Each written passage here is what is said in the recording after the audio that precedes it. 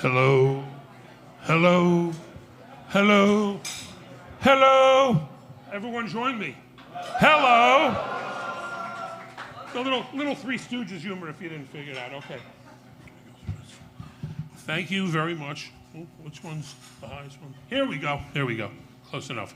First of all, thank you everybody for being here. Give yourself a round of applause.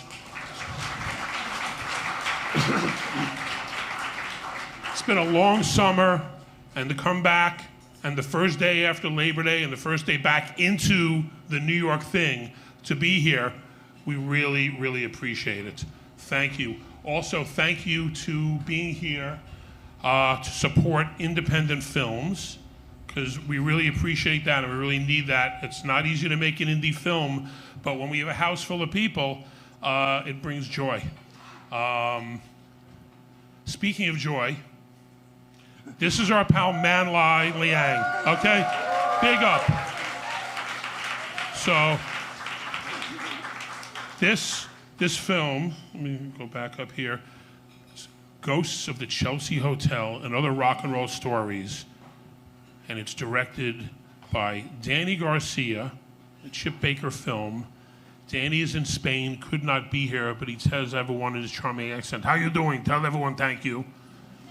And he makes films. He makes indie films.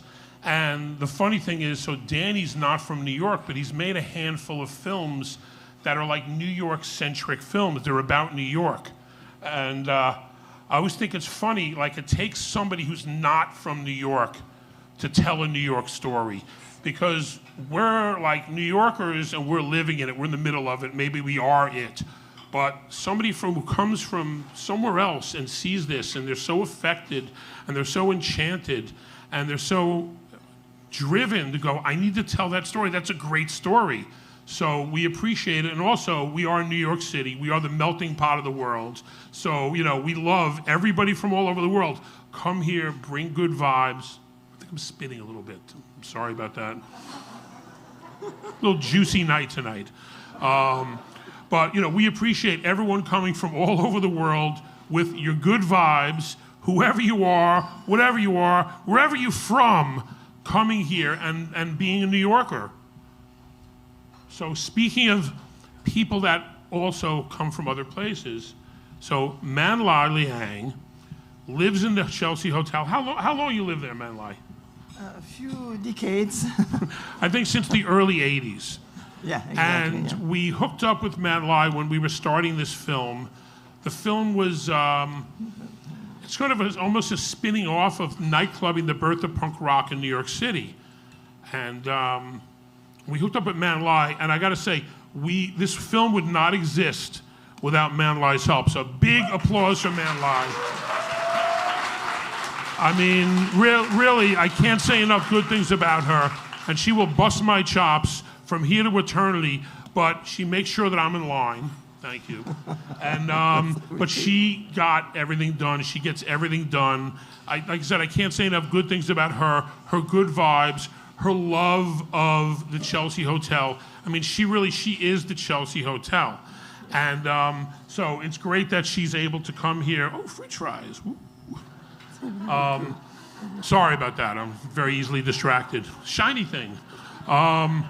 So we really appreciate that Man-Lai comes here and brings all her friends here to see the film.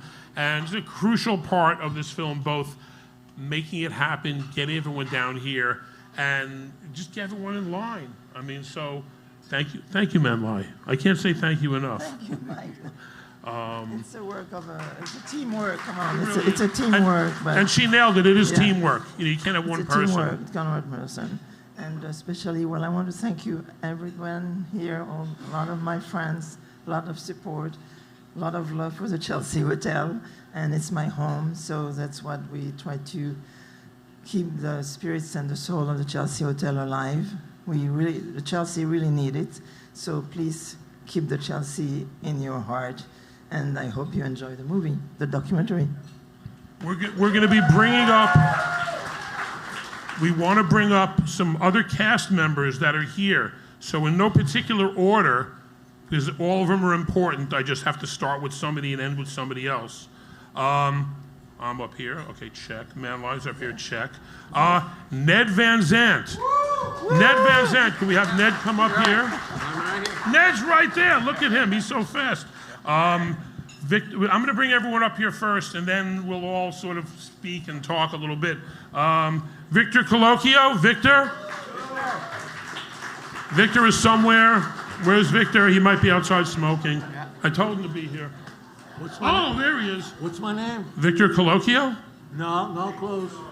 Colicchio. Colicchio. Like Pinocchio. Oh, okay. Same spelling. I fucked up all the time. Danny Cornyetz. Danny Cornyetz. There he is, a native New Yorker. Richard Barone. Another one, same table. Come on up.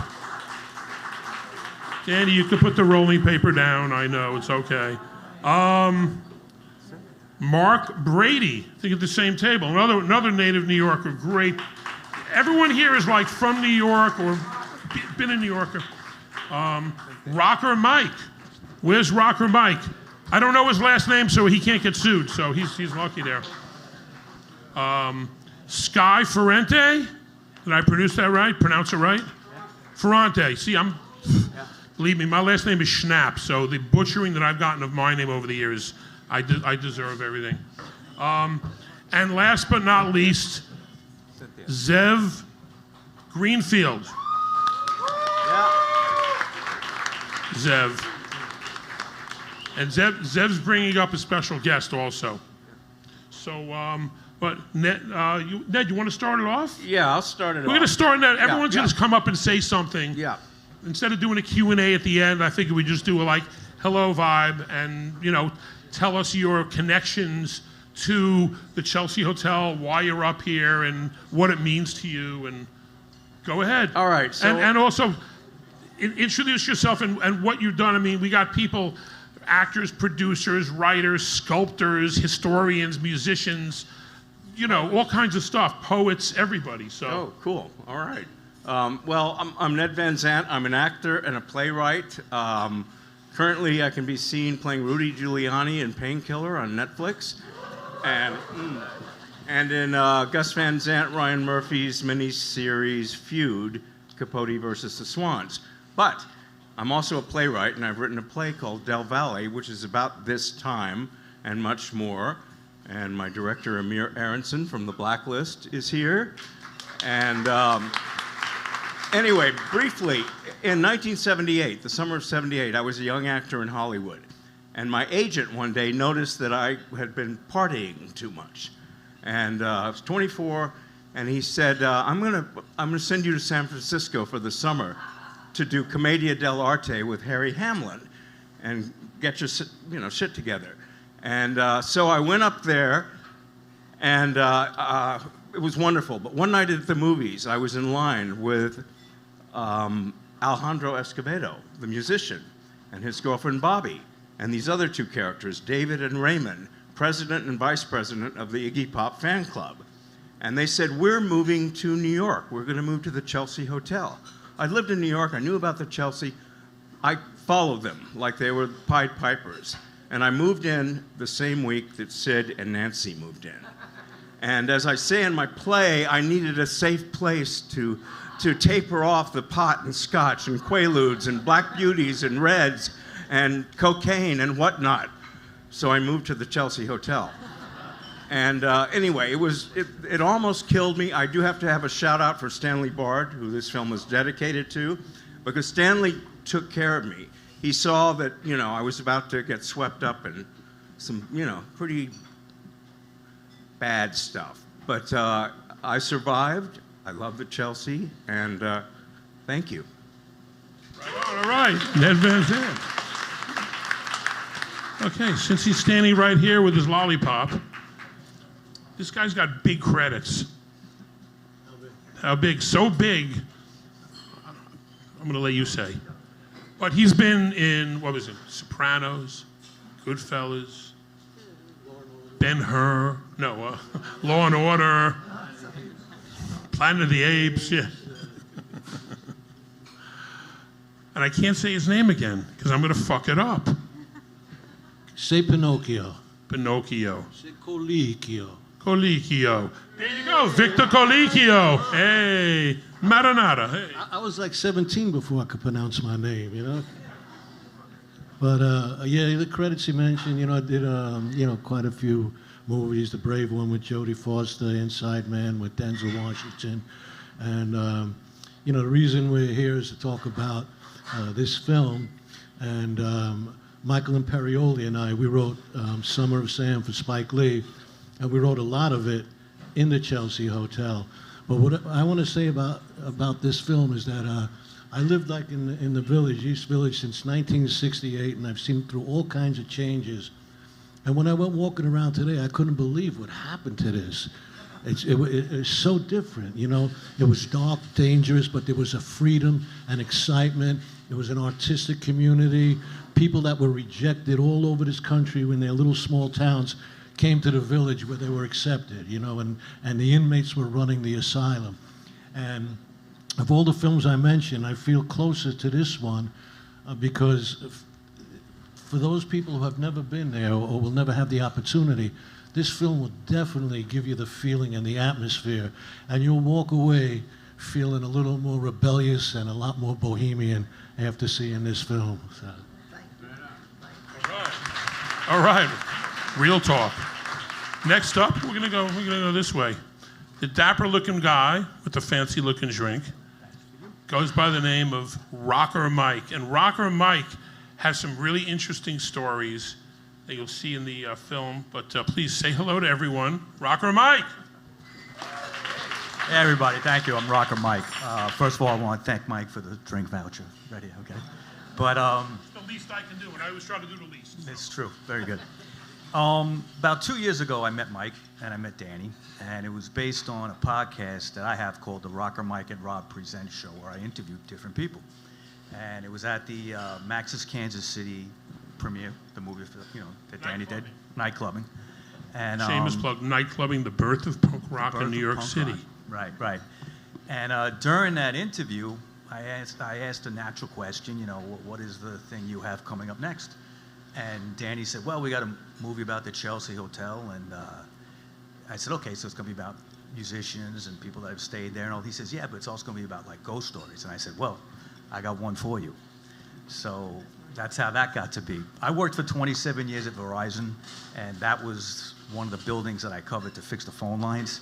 And it's funny, but I was in the basement of the Chelsea quite a bit, and I did see some weird stuff down there. You'll see it in the movie. Thanks. A witness to some spirits while he's drinking some spirits. There you go. Yeah, yeah, yeah. This gentleman, now I'm going to butcher your name, it's Skye Ferente? Ferente. See, I fucking thought I had it right. Damn. He's an artist. He's a real creative artist. He makes sculptures with wires. He takes wires, and next thing you know, you're one wire. And I'm going to let him do it, because if I can't pronounce his name, I surely can't pronounce his art. Thanks. Skye! Thank you. Skye Ferente, writer, sculptor. I did my time in the Chelsea between 2018 and 2020. Recently, during the renovation that was ongoing for about 10 years. And I didn't see any ghosts. I saw a lot of mice, though. A lot of mice. Yeah, it was an experience. I was very productive. I got a few books written, sculpted about 200 of my fabulous burlesque friends up there, and I miss the old Chelsea. Now martinis are $30, and you can get a single scoop of truffle ice cream for $22. But there's still some people keeping the torch alive up there, some of the old residents that still live there, like Man-Lai over here. Thank you. All right, thank you. And he'll be talking about art. By the way, after this whole fabulous showing, we'll be in the lobby. So if you have any questions, then you can walk over and personally ask any of these people. And also on merchandise, because all the merchandise you buy helps us put on these indie films. Just a quick shameless plug there. Now, after the commercial break, we'll go back to the action. Mark Brady, please come over here. Mark is a filmographer, a videographer. He's worked with some really big names and really creative people. And he ended up at the Chelsea a lot of different ways, and I'm going to let him explain it, but he also explains it obviously in the film. Mark Brady, and a wonderful dude. Thank you very much. Thank you. Yeah, I worked in a lot of independent films, and I've met a lot of interesting people over the year, but when I went to the Chelsea Hotel when I was a kid, because my father was into the Andy Warhol crowd, and he invited me to these parties, and I started going to these crazy events, and it was always interesting seeing many people, and I was always fascinated by how it just was influencing me in many ways. How old were you when your father was bringing you to the Oh, I was like 16 years old, and I just started going to these parties. They would give you like crazy drugs, and you'd wake up in somebody's room the next morning, and you didn't even know where you came in. But it was really fascinating, and I loved every time you'd walk in the lobby, you'd find it really interesting people, and you know, it was like really great place and full of art, and it inspired me. And then when I met Didi Ramon, he asked me to come there a lot, and I hanged out with him, and we wrote stuff, and we worked on different projects, and I had a lot of nice events with him there. So it was really a wonderful place. I really enjoyed it. All right, thank you, Mark. Danny Cornyetz, this is an old dear friend of mine that I've actually edited videos. Me and him edited an Ozzy Osbourne video together. Danny has some of the most historical videos out there. He's a real piece of New York, such a piece of New York that I don't know the exact story, but somebody did a play about Danny. It was Danny, and these guys went up and acted and talked about his life. Danny, you could speak more than me. Danny Cornyetz.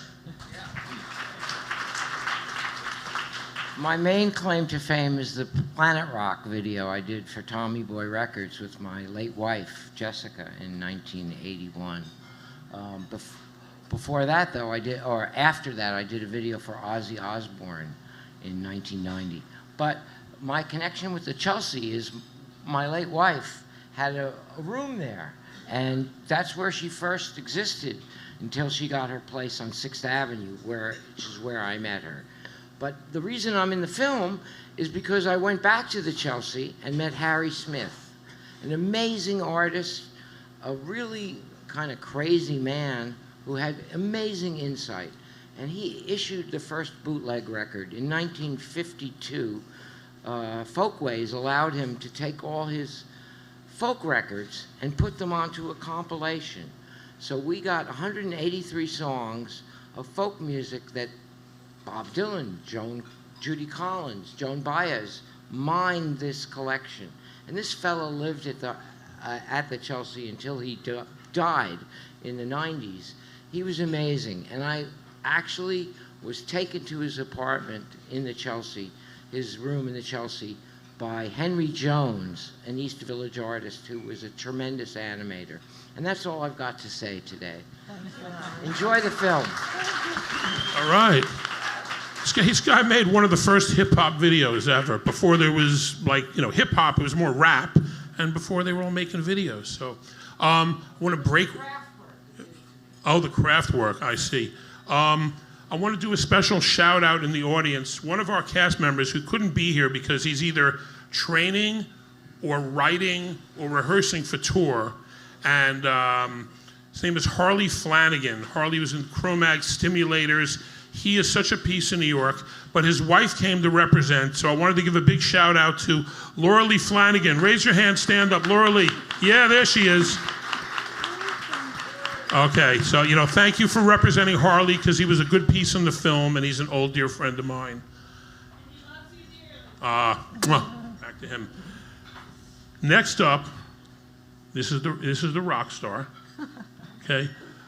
This guy, like I said, there's so many people here that I know a little bit about, and then when I find out what they've done, I'm like, you did all that also? So, I mean, he's a musician, he's a lyricist, he's an author, he's an artist, he's a teacher, but he's a great human being amongst all that. I know him when I was growing up. There was a band called the Bongos. I used to hear him on the radio, and then I met Rich, and I'm like, dude, you were in the fucking Bongos? They were really rocking. So they're still rocking sometimes. Yeah. So, ladies and gentlemen, Richard Barone. Thank you. Thank you, Mike. Thank you. You know, I grew up in Florida, and I always felt like I was trapped in Florida. I couldn't wait to graduate from high school because I wanted to come to New York. And I was, really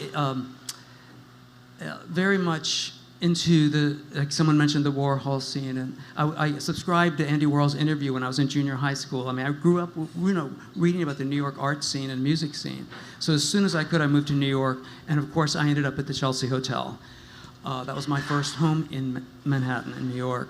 Before I met the Bongos, and before anything else, I stayed at the Chelsea. It was so inspirational for all the reasons that you've heard people say. I mean, it really is an inspirational building. The building is maybe full of ghosts, could be, but whatever, it's full of the spirit of creativity, art, and New Yorkness, and so many other things that is unique to that particular place. It's a special place. Nothing has ever explained that to me better than this film you're gonna see. If you haven't seen it yet, I've watched it several times now, and it is a beautiful documentary, literally a documentary of a special place that could only happen in New York. It could only exist here, and it's just a beautiful portrayal. It's like a love letter to this place. By the way, I have a new single coming out on September 20th, and I have to plug it because I'm excited. It's a duet with Daryl DMC McDaniels of Run DMC, and I've never done that before. It's a really great song, so please check it out. It's called All Fall Down, coming out on September 20th. But I would say that all of my creative energy, so much of it came out of living at the Chelsea Hotel. Wow. Awesome. Thank you so much, Richard. And no, not yet. We got one more. Okay, so this gentleman, this is interesting. Here, you grab that mic. No, I want to say something. Okay. Well, you introduce and then I reintroduce also. Well, I'll let you introduce, but go introduce. We're going to let Man-Lai introduce this gentleman because they're neighbors. And he's a neighbor, and he's a neighbor also. Yeah, no, Zev is, we're both still tenants at the Hotel Chelsea, and I have the honor and the pleasure to know his mother, who was a fabulous artist, multiple artist, I would say, and then Zev. And what I want to say is the Hotel Chelsea, that it's not only punk rock, rock and roll and everything. We have family, we create families who are, okay? And hopefully this is the third generation, Jacobs. So we've already saw a couple of times the documentary. So we just hope that, the spirit goes on. So now it's... Zev Greenfield, ladies and gentlemen, his mom, him, his child, all three of them part of the Chelsea Hotel. It's sweet, it shows how deep this building is and how much it affects families, generations of families. And just great to have you. And he was kind enough to let us go up into his apartment and look at all this history. And it was really, so Zev Greenfield, once again. Thank you. I watched this film and it brings back all memories of my childhood because I grew up there. We moved to New York, I guess, in the late 60s, and I was hanging out in the Village at a place called the League for Spiritual Discovery, which was Timothy Leary's place, LSD. And then it was natural that we were over at Max's Kansas City, the Warhol scene. I mean, I was 10 or 11 years old at the time and got permission to travel with the Living Theater for their American tour. So I really grew up in an avant-garde artistic scene, and so it was natural when my mother moved in. There's a rumor that I was born and raised there, and I like the rumor. But my kids are born and raised there. The other one's not here. I have an 8 and an 11-year-old. And it is, watching this film not only brings back all the memories, but it gives me hope a lot for the future as well. The Chelsea Hotel is a living, breathing entity. It really is a piece of New York. And no matter what you do to it, it's just going to find its way to be a creative, and its legacy is worth, it just breathes the future as well. I'd love to see what happens in 10 years. Anyway, we just wanted to say thank you for coming and enjoy the film. And I also wanted to hold on to the mic for a second, Zev. So Danny Garcia, who's in Spain, he reminded me to make sure you guys all knew. So we lost somebody really special this year. Warhol superstar Ruby Lynn Rayner. Okay, Ruby goes back. We first interviewed Ruby for our Nightclubbing the Birth of Punk Rock in New York City documentary, which is about Max's Kansas City and all the fabulous ridiculousness, New York rock and roll, punk rock, art, Warhol, all that stuff. And Ruby was there from right near the beginning and had some deep stuff. But Ruby told a story about basically Bob Marley and the Chelsea Hotel. And I don't want to spoil it for you, but it's in there. And then I found out when we did the Coney Island Film Festival this year that Zev had a connection to Ruby. So I want just Zev to talk about Ruby for a second. It's just somebody who was a real special part of the creative fabric of New York. So my mother used to, she documented avant-garde theater for probably 30 years, painting. And my younger brother was in, I guess it was Theater of the Ridiculous play, I forget which play it was, with Ruby when he was 10, called, I think it was Son of Cockstrong. And I knew Ruby growing up, and she was the most wonderful, generous person.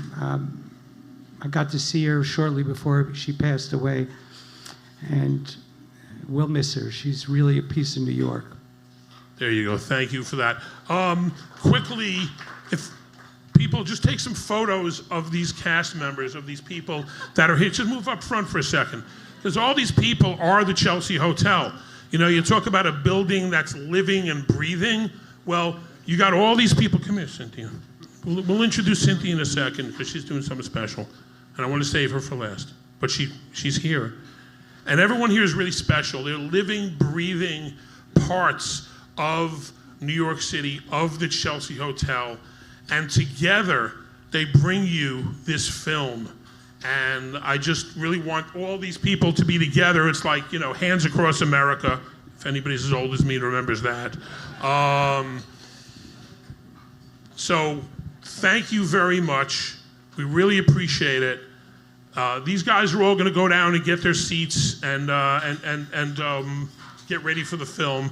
Once again, thank you for all these cast members here. So, okay, run down. Thank you so much, all you guys. Victor, you're going to go in the back, and he's going to the dressing room and steal the wine.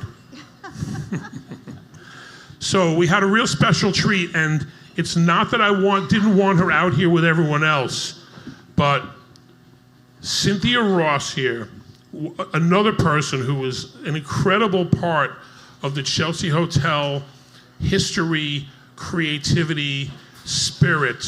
You're from Toronto, right? Originally from Toronto. Moved here in 77. Moved into the Chelsea at the end of 77. Yeah. And she lived at the Chelsea Hotel. Her and Stiv Baders from Dead Boys and Lords of the New Church, and them two lived there. And then their new best friends moved in 1978. Sid and Nancy, Sid Vicious, Nancy Spungen, and it was like the four of them. And it was like you have said sometimes, like domestic bliss. They were like, she went from the punk rock thing to what are we having for dinner tonight? Can I make you something? And Stiv doting on her and all this. But let me let her say a little bit about what she was doing at the Chelsea. And then she's going to grace us with poetry reading, some cultural stuff, because Cynthia is a poet besides being a musician. And a lot of other things. She's a great artist, talented artist. So I'm going to go stand down there, and I'm going to give the stage to her. Ladies and gentlemen, Cynthia Ross.